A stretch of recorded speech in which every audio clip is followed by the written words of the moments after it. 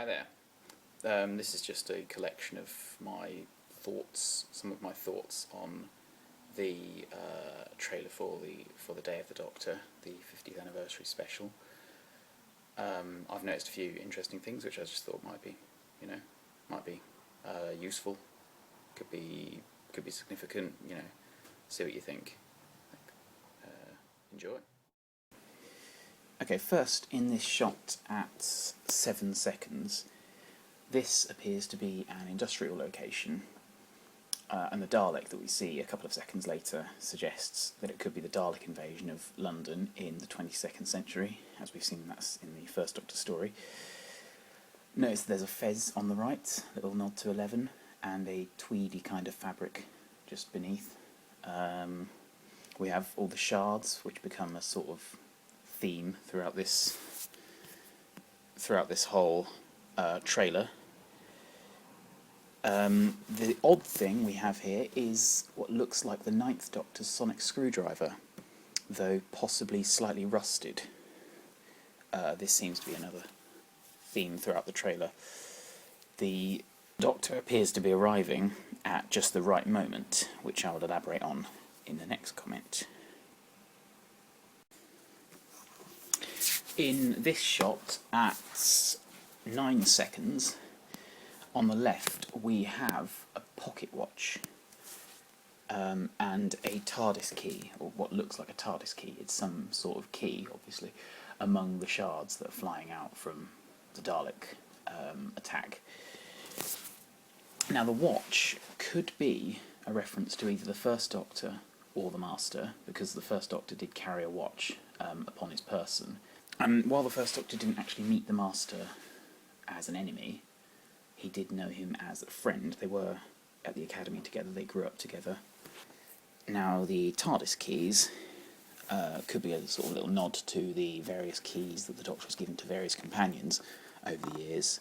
I think Vicky was one of the first companions to receive a Tardis key, because the Doctor was kind of slightly heartbroken at losing Susan. Obviously he knew that she had to go for various reasons,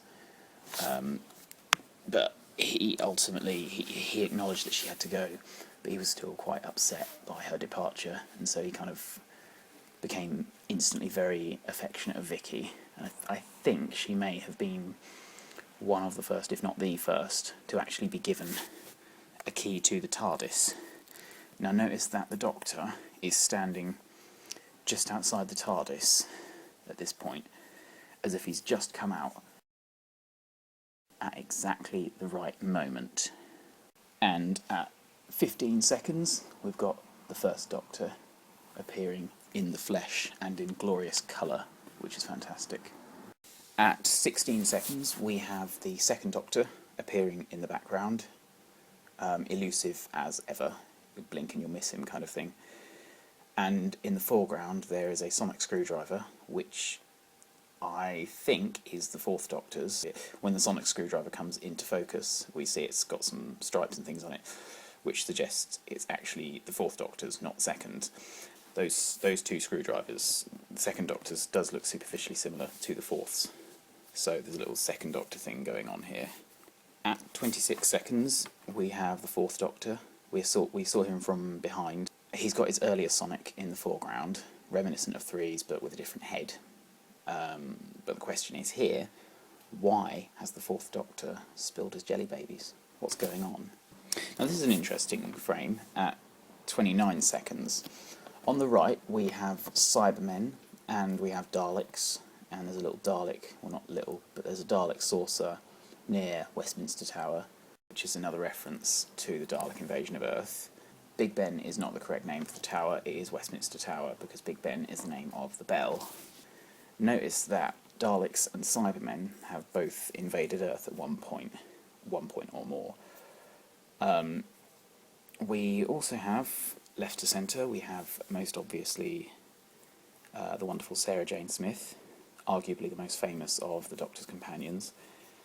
Notice that Sarah's holding an image of her Doctor, her original Doctor, so to speak, because obviously people associate her with the Fourth Doctor, but she came in with the third, and her first season was with the third, and it was his last season.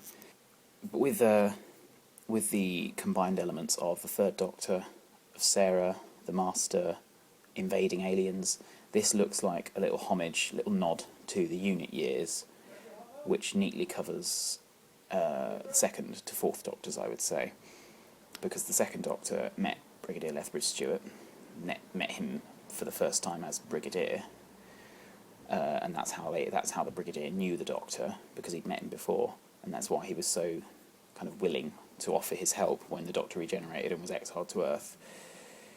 And it also kind of takes us into the Fourth Doctor's era, because the Fourth Doctor spent his first season kind of running away from UNIT, getting kind of itchy feet and finally slinging his hook and leaving UNIT. But the Brigadier kind of was always there, and the Brigadier came back, but arguably the unit years cover, I would say, second to fourth Doctor. That's when they're most sort of intense, so I think there's a little homage to the unit years. At 31 seconds, we have the Third Doctor fighting the Master inside what looks like the Master's Tardis, because it's a notably darker decor than the Doctor's Tardis. However, it has to be said, I think, from behind, the Master, this is Roger Delgado, the best Master, from behind I think the Master looks a little bit like the Great Intelligence, as played by Richard E. Grant. And here we have, at 33 seconds, Clara, but wonderful Clara, and being reflected by a equally wonderful Sarah, which is a little reference to the two companions.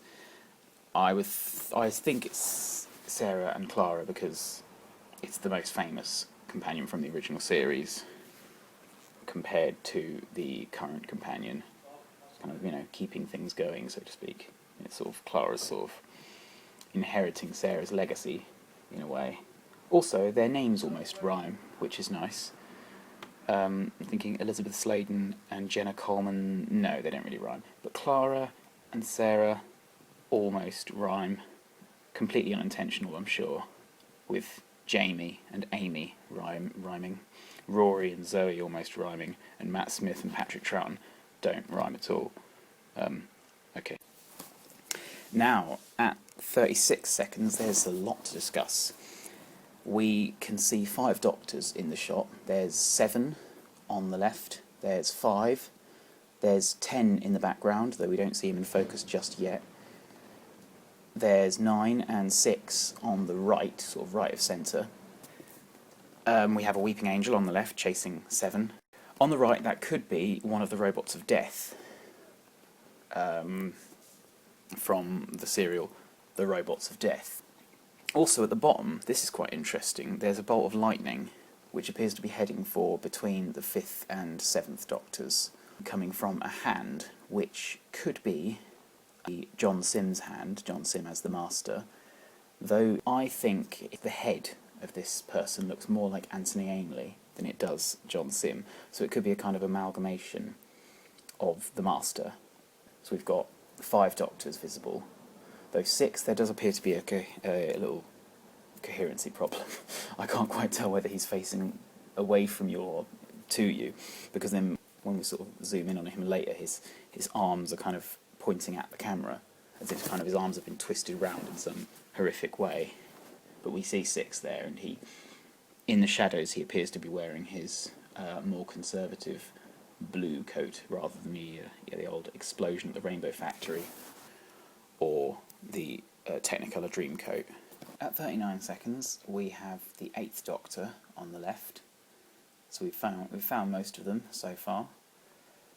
We have various monsters. We have one of the Ood, we have an Auton, and we have a mysterious figure sort of right of centre there. In the distance, obviously, we've still got 10. Close up here of the 6th Doctor, there's a bit of blue. Could that be interesting? Could that be significant? And we've got the mysterious figure facing the 10th Doctor, and we've got 10 in the background. Who is the mysterious figure is obviously the most important question.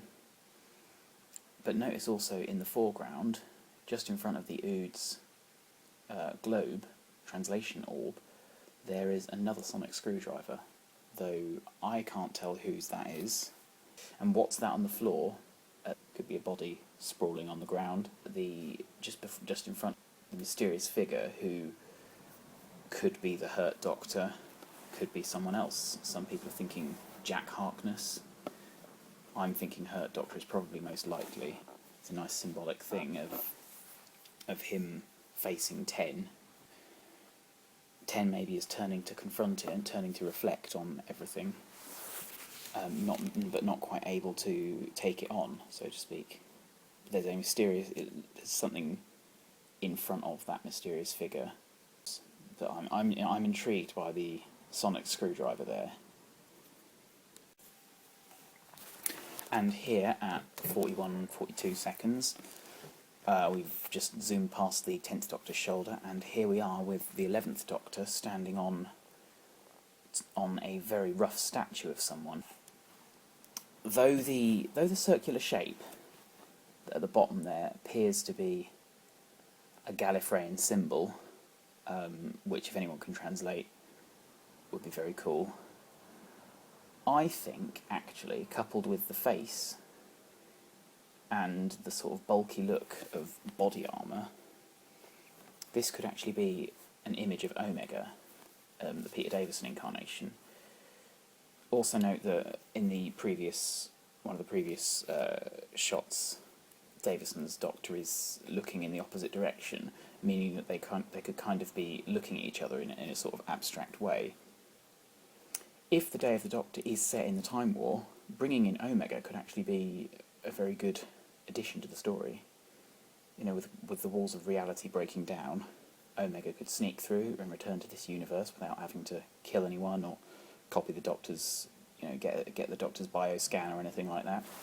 And he could possibly try and take over a chaotic Gallifrey and find the Time Lords are sort of more willing to accept him this time because they're really desperate in the midst of this war. And perhaps there are cults that develop of Omega, and that's why there are statues to him, as we see here, which could lead in nicely, because then the cult of Omega could be the Silence, and that may have been part of the reason Rassilon was resurrected, to sort of deal with Omega, so to speak. It'd also be particularly fitting because Omega's 2 TV appearances, The Three Doctors and Arc of Infinity, were anniversary stories as well as the Day of the Doctor, so it would kind of be a nice link to have him back for the 50th. In terms of raw power, Omega is arguably up there, because he's a god, basically. He rules an entire universe. At 43 seconds, we finally get a close-up of the 11th Doctor, and he's surrounded by the same sorts of shards that surrounded the first. I think this is a nice little narrative bookend, with the youngest and oldest Doctors, 1 and 11, both being surrounded by these shards. And a nice little statistic is that the oldest Doctor is the youngest Doctor, and the youngest Doctor is actually the oldest Doctor. At 46 seconds, we have an interesting thing. We have a collection of unfamiliar sonic screwdrivers among the shards. There's a lot of sonics. It's like a sonic screwdriver collection. Now, in one of the official photos for the special, for the Day of the Doctor, the Hurt Doctor at one point appears to be wearing an ammo belt. It looks like an ammunition belt, and he's got a sonic screwdriver in one of the holsters on it. And it looks like he could actually be storing a lot of sonics on his person. I wonder if he's perhaps going around stealing sonics from either other Doctors, whether he's kind of using them to kind of emaciate each Doctor, incapacitate each Doctor, or maybe from other Time Lords in the war. He's stealing their sonic screwdrivers, presuming that other Time Lords commonly use them. I think sonics do seem to be a theme throughout this trailer, and they could possibly be a plot element in the special. It seems to be a sort of motif for the Hurt Doctor to be, possessing a lot of sonic screwdrivers. We've got the Hurt Doctor the Eccleston Doctor, the Tennant Doctor, and the Smith Doctor, and their sonic screwdrivers that we've seen are all notably quite different. So I wonder if this could be a theme or even a plot element in the special. At this frame, at 50 seconds, I just have this one question. Why is he pointing up? What's he doing with the sonic screwdriver? Is it just the, as TV Tropes calls it, the rule of cool? Or is it, is he actually trying to do something? So, gives them an excuse to zoom out from the trailer into the truly epic end. Finally, at 55 seconds, where are we? To me, this looks like either a galaxy or a space explosion, a very large explosion. Now, the Time War, while it's not been explicitly detailed, but it's often been alluded to with fiery language. Nine mentioned burning. He says that the Time Lords and the Daleks burned together in the final act of the war. The 10th Doctor compared the war to hell, and we did get a brief glimpse of a burning, war-torn Gallifrey in The End of Time. So, is it possible, perhaps, that this large explosion is actually our first glimpse of the Time War? Is this an image of what it was actually like? Is the 11th Doctor going to be returning? Is he going to be returning to the Time War to sort out the business with the Hurt Doctor? So that's just a couple of the things I've noticed in the trailer. Thank you for listening. If you've got any thoughts, then I'd be glad to hear them. I actually have a hypothesis on the nature of the Hurt Doctor, which I personally think is quite interesting. I think it would be cool if they used it, but obviously Moffat's already written the special, so I'll have to get my own TARDIS and go and tell him. On the way, I'll go and meet all the Doctors and Brofist, John Pertwee and stuff. As this final shot says, save the day. Looking forward to the 23rd of November. Peace out. Keep on reversing the polarity of the neutron flow.